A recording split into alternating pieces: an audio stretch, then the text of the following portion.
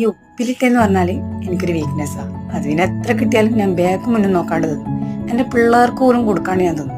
അത്രയും ഇഷ്ടമാണ് എനിക്ക്.